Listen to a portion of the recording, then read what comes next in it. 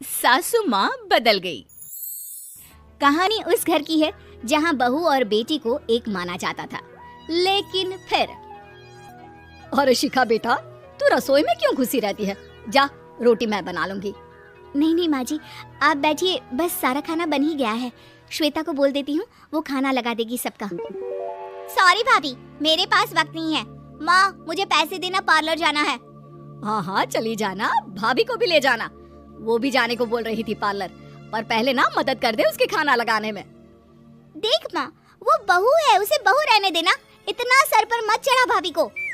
श्वेता, ज्यादा मत बोला कर। बहू और बेटी में कोई फर्क नहीं होता है। जा जाकर काम कर। ननद को माँ का भाभी से इस तरह प्यार करना बिल्कुल अच्छा नहीं लगता। वो बार बार किसी न किसी तरह माँ को भाभी के खिलाफ भड़काती रहती, लेकिन कोई फायदा ना होता। एक रोज, अरे बेटे किशन, जा बहू को कहीं घुमा कर ला।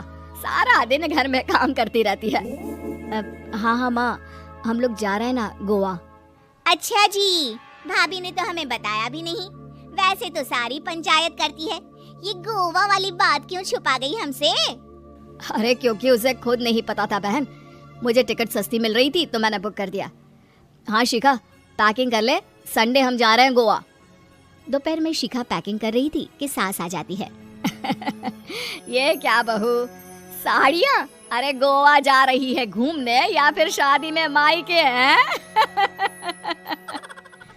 माँ जी, ऐसा कुछ है ही नहीं, समझ में नहीं आ रहा क्या रखूं कपड़े में। अरे तेरी और श्वेता की साइज तो एक ही है, उसके कुछ मॉडर्न कपड़े ले ले, आकर लौटा देना। हाँ माँ जी, ये ठीक रहेगा। शिखा श्वेता के पास जाती है और उससे कपड़े मांगती है। ना जी ना, मैं अपने कपड़े ना दूं, वैसे भी फैल जाएंगे मेरे कपड़े, बहुत महंगे वाले हैं। शिखा मुंह लटकाकर कमरे में आ जाती है तो सास कहती है, चल तैयार हो जा, तुझे मैं शॉपिंग करा कर लाती हूँ गोवा की। बस फिर क्या था, सास बहू निकल जाते हैं मार्केट और एक से बढ़कर एक ड्रेस खरीद कर घर आते हैं। पहले बता देती कि नए कपड़े दिलाने वाली है भाभी को, तो मैं अपने ही दे देती ना भाभी को, मुझे दिला देती नए कपड़े। देख श्वेता, परिवार का मतलब सबके साथ रहना होता है, ना कि सिर्फ अपना सोचना। वैसे भी तुझे अच्छे संस्कार सीखने चाहिए। और रही बात कपड़ों की, तो शिखा, आज से घर पर भी तू मॉडर्न कपड़े ही पहनेगी। कोई जरूरत नहीं है ये साड़ी वाड़ी लपेटने की। अब क्या था, घर पर श्वेता और शिखा एक जैसे रहते। एक बार पड़ोसन आती है। अरे बेटा, अपनी माँ को तो बुलाना, जरा बात करनी है।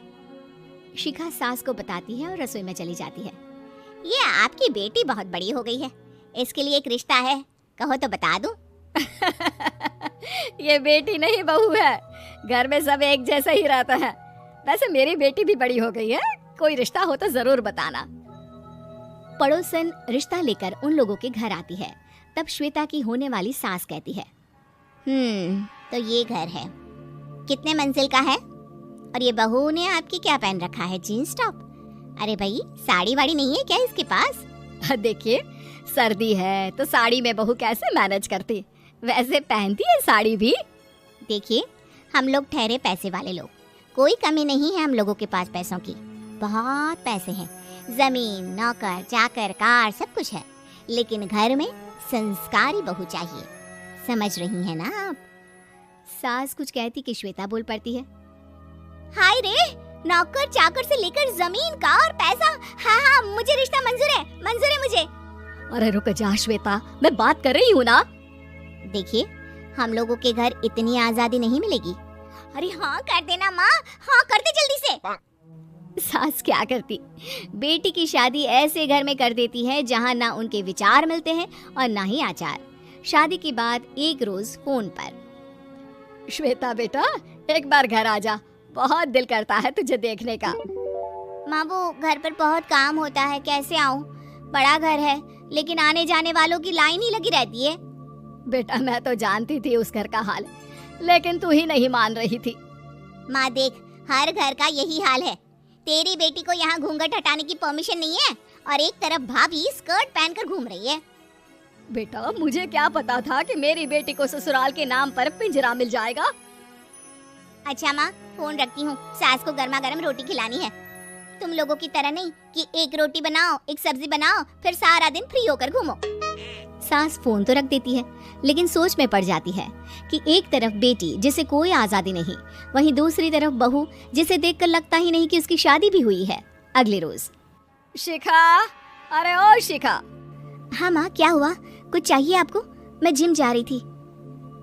जिम के कपड़ों में बहू को देखकर सास को घूंघट में अपनी बेटी का ख्याल आता है। देख बहू, घर में बहू की तरह रहा कर। इतने टाइट कपड़े पहनकर जिम जाना पसंद नहीं मुझे। जा जाकर रोटी बना। रोटी? माँ, अभी तो शाम के 6 बजे हैं, इस वक्त रोटी? अब क्या मेरे खाने पीने पर भी पहरा है? अरे जब मर्जी तब मैं अपने घर में खा भी नहीं सकती क्या? बहू को अजीब लगता है। वो समझ नहीं पाती कि जो सास कल तक इतनी सपोर्टिव थी, उन्हें अचानक से क्या हो गया। वो किचन में जाती है, गरम रोटी के साथ 2 तरह की सब्जी, रायता, सलाद सब लेकर सास के पास आती है। माँ जी, खाना। इतना सारा खाना? राक्षस समझा है क्या मुझे? रोटी मांगी थी मैंने गर्मा गर्म बस। पर माँ जी, रोटी खाती किससे आप? सब्जी तो बनानी थी ना। अरे भूख मर गई मेरी तेरी बहस से। जा जाकर काम कर, अंदर पूरी रसोई साफ कर। बहू अंदर चली जाती है। थोड़ी देर में श्वेता घर आती है। अरे शिखा, जल्दी से चाय ला, पकवान बना, मेरी बेटी आई है। अरे नहीं नहीं माँ, ड्राइवर बाहर खड़ा है। मैं तो घर का कोई सामान खरीदने के बहाने यहाँ आ गई हूँ, मुझे जाना होगा। अरे बेटा, पर कितने दिनों बाद देख रही हूँ तुझे, रहने आ जाना 2-4 दिन के लिए। आ जाऊंगी माँ, जब मेरी सास मरेगी तब। मैं तो रोज मन्नत मानती हूँ कि मेरी सास मर जाए तो अच्छा है। अच्छा चल, जा रही हूँ माँ। हे भगवान, कैसे कैसे दिन देखने पड़ रहे हैं मेरी बेटी को। सास अंदर जाती है, जहाँ श्वेता की जिम वाली सहेली का फोन आया होता है। क्या बात है, आज जिम नहीं आई? अरे पता नहीं यार, आज माँ को क्या हो गया अचानक। पर खैर कोई नहीं, लगता नहीं कि मैं अब जिम आ पाऊंगी।